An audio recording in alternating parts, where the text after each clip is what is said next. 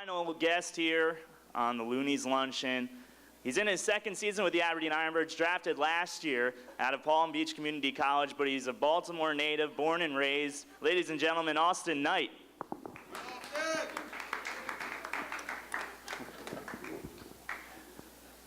Good to see you, Austin. How'd you enjoy lunch? It was good. I got a crab pretzel like Joe. Hopefully it helps me hit like he does, but we'll see how it goes tonight. Now, you were a Baltimore guy, an Orioles guy growing up. Who did you look up to in the Orioles organization while you were growing up? Just like the other guys, I was a big Cal Ripken fan. Him and Mike Bordick on the left side. We had Roberto Alomar on the right side. B.J. Surhoff, Brady Anderson. I mean, back in those days, that team was awesome. So there was a lot of guys I looked up to, but mainly I have to say Cal Ripken and B.J. Surhoff were my two favorites. I want to ask you, I asked this to Joe as well, but obviously Leo was on those early teams, so how are you enjoying playing with him this season, or playing for him this season? I got a little hint of it last year. He was our hitting coach. Great guy, always likes to make things fun, cracks jokes, all kinds of stuff. But when it comes down to game time, he gets serious and gets to business.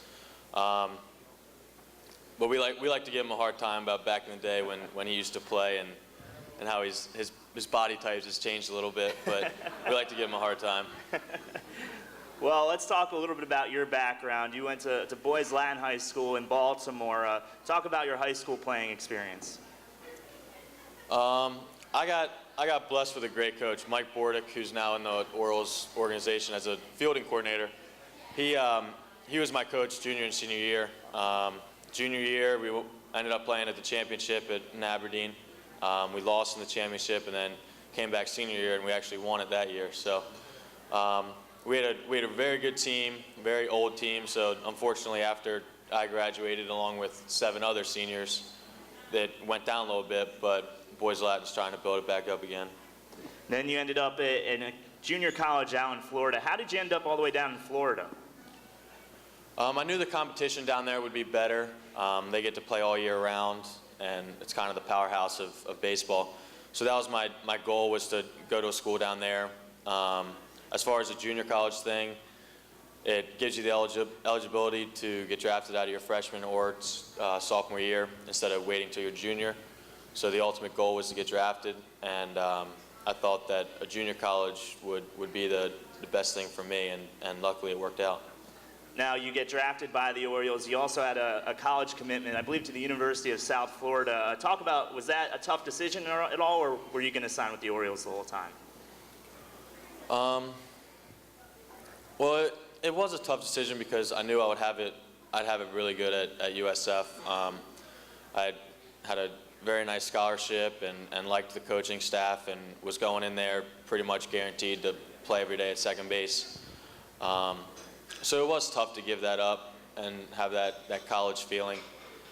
But the ultimate goal and dream is to play professional baseball. When I got that chance, I couldn't let it go. Now, since being in the Orioles organization, you've played infield and outfield. I think last year you played 5 different positions throughout the season for the IronBirds. What has it been like, I guess, learning how to play the outfield?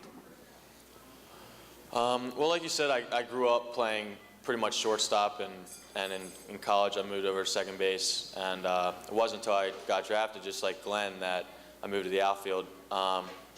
It wasn't, I mean, obviously it's a big change going from the infield to outfield. It's a little different perspective.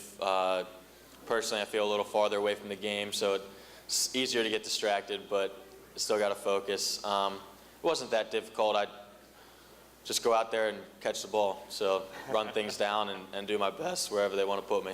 So are you living at home now that you're playing for the IronBirds? Yeah, I lived at home last year, and again this year it's over in Reisterstown, about 35, 40 minutes. So it's nice to go home after games and have your family and all that kind of stuff. But it does get a little tough when you get home from New York at 4 o'clock in the morning and you got to make the drive. But it's not too bad. Very good, very good. Well, you're a switch hitter as well. At what point in your career, I guess, did you become a switch hitter? Was it in high school? I was 14 years old when I started. And I had a few people that I played with. Actually, he's in AAA right now with the Nationals, Stevie Lamardozzi. he was a kid that I played with, and his dad played the Twins and won a World Series, so he was the one who introduced it to me. It was really hard to pick it up and stick with it. It's tough when you got your one dominant side, which you're pretty good at, and then you got to completely switch over to something that feels completely different and just wrong, and go through all the failure and be able to keep up with it to the point where you do become successful. But yeah. Well, the IronBirds are on a pretty good run here, winning 3 of their last 4 games. What have you seen from the club over the last handful of games? Like Scotty said, we've gotten a few draft guys in, and we've come to realize that the team that we're on right now is the team we're going to be with. And no matter what our record is, we started off slow, but we need to come together as a team, and we need to start hitting, we need to start scoring runs, we need to start pitching. There's so many little things that we need to do individually and as a team that we need to put together. And these last 4 games, we have put it together. You know, our starters have gone out and done great. We've gone out to a quick lead, which is very important, I think, in a game. When you get those first couple runs in the first 1 or 2 innings, it gives you a huge advantage. And then our setup guys and our relievers and our closers have done a great job. So our pitching staff and bullpen have done great these last couple games, and we've been able to score some runs. So that's a big thing, and defensively, keeping them off the bases and keeping them from scoring also. So hopefully we can keep that going. All right, last question for you. For me, Austin, what are some of your personal goals this season? At this point, they might have changed a little bit. My first game was great, and then I've been doing terrible at the plate lately. But like Glenn, I'd hope to hit around 300. I got a long way to go, and I'm going to take it one game at a time and hope to pull it up. But as a team's sake, we'd like to get above 500. Our record now, 5-21 or 5-20, whatever it is.